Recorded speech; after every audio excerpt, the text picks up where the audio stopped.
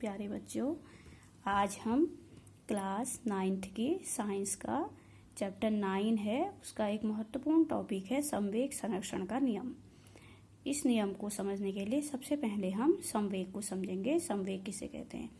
तो संवेग क्या होता है? किसी वस्तु के द्रव्यमान m तथा वेग v के गुणनफल को वस्तु का संवेग कहते हैं और इसे प्री से प्रदर्शित करते हैं। अगर हम किसी वस्तु के द्रव्यमान का और उसके वेग का गुणा कर दें तो हमारा संवेग प्राप्त होता है। संवेग P = m/v।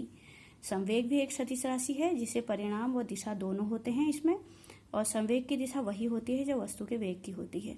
संवेग का मात्रक किलोग्राम मीटर प्रति सेकंड होता है, किलोग्राम मीटर प्रति सेकंड। ठीक है। संवेग संरक्षण का नियम। अब संवेग संरक्षण के नियम पर आ जाए। जब दो या दो से अधिक पिंड टकराते हैं तो पिंडों का कुल संवेग संरक्षित रहता है, अर्थात टक्कर या संघर्ष से पहले पिंडों का कुल संवेग टक्कर के बाद पिंडों के कुल संवेग के बराबर होता है। इस नियम को संवेग संरक्षण का नियम कहते हैं। ठीक है। जब दो पिंड आपस में टकराते हैं तो टक्कर से पहले उन दोनों पिंडों का जो संवेग का योग होता है वह टक्कर के बाद के कुल संवेग के बराबर होता है। इस नियम को संवेग संरक्षण का नियम कहते हैं। इसे उदाहरण द्वारा समझाते हैं। माना एक कार है, उसका प्रारंभिक वेग u1 है और द्रव्यमान m1 है। दूसरी कार है, उसका वेग u2 है और द्रव्यमान m2 है। दोनों एक दूसरे से टकराती हैं। टकराने के बाद पहली कार का वेग v1 हो जाता है और दूसरी कार का वेग v2 हो जाता है। यहाँ पर यह बात ध्यान रखना कि टकराने के बाद द्रव्यमान जो है वो नहीं बदलेंगे, क्योंकि द्रव्यमान जो है वो एक समान रहता है हर जगह वस्तु का, चाहे टक्कर से पहले हो टक्कर के बाद हो, लेकिन वेग बदल जाएगा टक्कर के बाद। टक्कर के बाद पहली कार का वेग v1 और दूसरी कार का v2 हो जाता है। तो संवेग संरक्षण का नियम क्या कहता है? संवेग संरक्षण का नियम कहता है कि संघर्ष से पूर्व पिंडों का कुल संवेग कितना होगा? संघर्ष से पहले पिंड का जिसका द्रव्यमान m1 है और वेग u1 है, उसका संवेग m1 u1 हो जाएगा, दूसरे का m2 u2। और संघर्ष के बाद का टोटल संवेग हो जाएगा पहले का m1 v1 और दूसरे का m2 v2। तो संवेग संरक्षण का नियम कहता है कि m1 u1 plus m2 u2 का जो योग होगा वो m1 v1 plus m2 v2 के बराबर होगा। तो यहाँ पे आप ये बात याद रखें कि ऐसा नहीं है कि टक्कर के बाद वेग नहीं बदलेंगे, दोनों पिंडों के वेग बदल जाएंगे, लेकिन टोटल संवेग जो है वो कंजर्व रहेगा, यानी कि टक्कर से पहले का कुल संवेग टक्कर के बाद के कुल संवेग के बराबर होता है। अब इसमें कई कंडीशन आती हैं। यदि गतिमान वस्तुएं विपरीत दिशा से आ रही हों, यहाँ पर ये बहुत इंपॉर्टेंट है, क्योंकि जब आप सवाल हल करोगे तब आपको ये बात विशेष रूप से ध्यान रखनी होगी कि सवाल में अगर ये आई है कि वस्तुएं विपरीत दिशा से आ रही हों और आपस में टकरा जाती हों।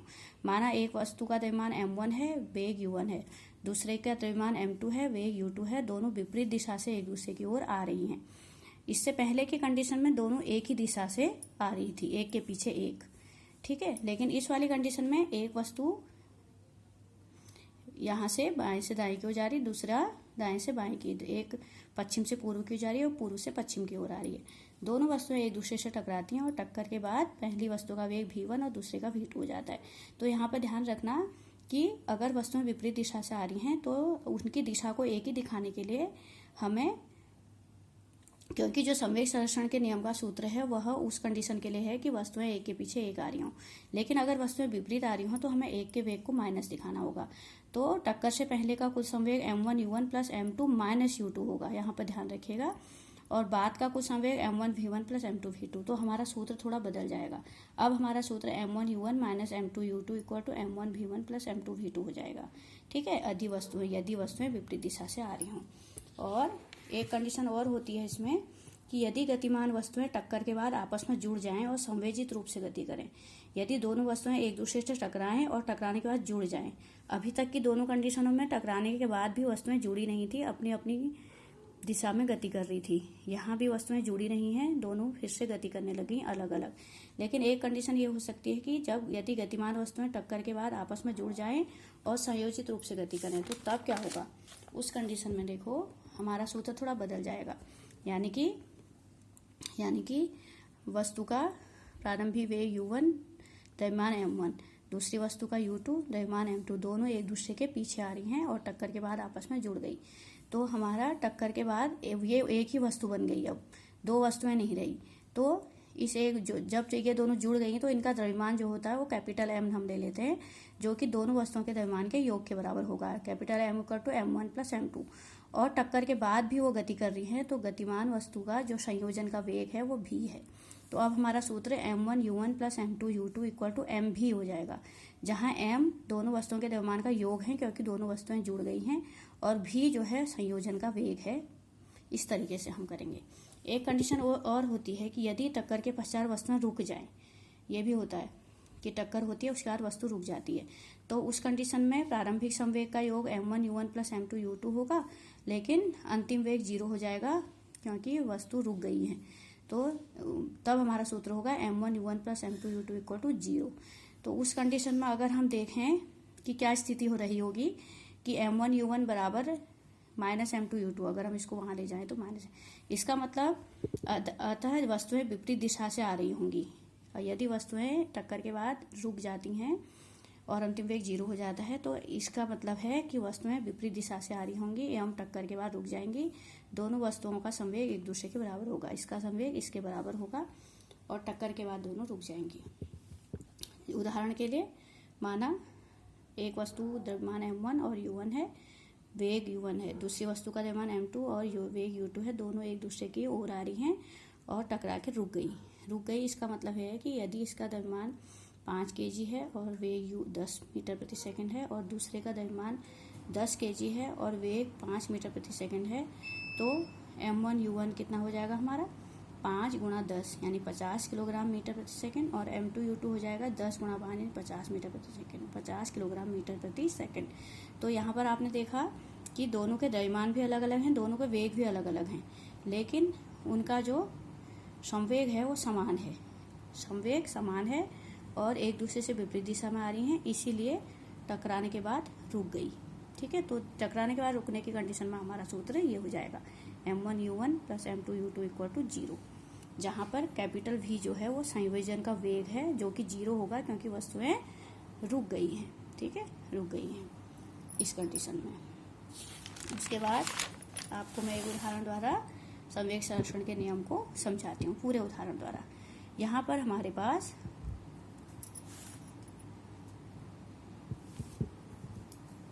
एक वस्तु है जिसका द्रव्यमान जो है वो 5 kg है और वेग जो है वो 6 मीटर प्रति सेकंड है, और दूसरी वस्तु है जिसका द्रव्यमान 10 kg है और वेग 10 मीटर प्रति सेकंड है। दोनों आपस में टकराई और टकरा के जुड़ गई। ठीक है, टकराई और टकराने के बाद फिर अपने अपनी दिशा में गति करने लग गई। ये दोनों की टक्कर हुई, टक्कर के बाद अपनी अपनी दिशा में गति करने लगी।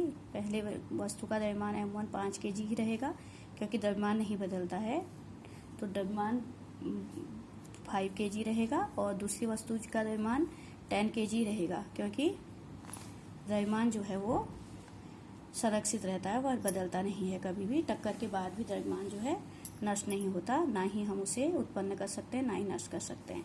लेकिन वेग पहली वस्तु का U1 6 मीटर प्रति सेकंड है और दूसरे का 10 मीटर प्रति सेकंड है। टक्कर के पश्चात पहली का वेग V1 12 मीटर प्रति सेकंड हो गया और दूसरे का 7 मीटर प्रति सेकंड हो गया। तो आप ये देखिए कि टक्कर के बाद वेग बदलेंगे, लेकिन संवेग कितना होता है देखो। तो संघट्ट से पूर्व का कुल संवेग M1U1 plus M2U2 equal to हो जाएगा M1 कितना है 5 गुणा 6 प्लस 10 गुणा 10, तो ये हो जाएगा ये 10 × 10, तो ये हो जाएगा 30 प्लस 100, तो 130 किलोग्राम मीटर प्रति सेकंड। ये हो गया हमारा संघट्ट से पूर्व का कुल संवेग। अब संघट्ट के बाद का कुल संवेग M1V1 प्लस M2V2, तो M1 तो 5 ही है, V1 12 हो गया प्लस M2 10 है और V2 7 हो गया, तो ये हो गया 60 और ये हो गया 70, 12 पंचे 60, 10 सते 70, 12 5 जा 60, 10 7 जा 70। इन दोनों को जोड़ोगे आप 130 किलोग्राम मीटर प्रति सेकंड। यही संवेग संरक्षण का नियम है कि संघट्ट से पूर्व का कुल संवेग संघट्ट के बाद के कुल संवेग के बराबर होगा। अतः संघट्ट से पूर्व पिंडों का कुल संवेग संघट्ट के बाद के कुल संवेग के बराबर है। अतः यहाँ पर क्या हो रहा है, संवेग संरक्षण के नियम का पालन हो रहा है। तो ये हमारे संवेग संरक्षण नियम है जो बहुत सारे आंतरिक प्रश्नों को हल करते समय आपके काम आएगा। आपको इसमें विशेष कंडीशंस का ध्यान रखना है जो कि मैंने आपको सारी बता दी। अगर आपको अच्छा लगा तो आप जरूर सब्सक्राइब कीजिए।